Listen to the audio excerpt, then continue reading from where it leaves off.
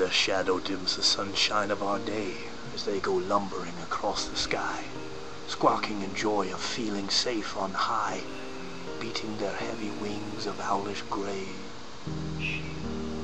They scare the singing birds of earth away as greed-impelled they circle threateningly, watching the toilers with malignant eye.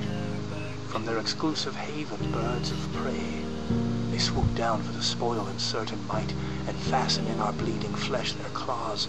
They beat us to surrender, weak with fright, and tugging and tearing without let or pause. They flap their hideous wings in grim delight, and stuff our gory hearts into their maws.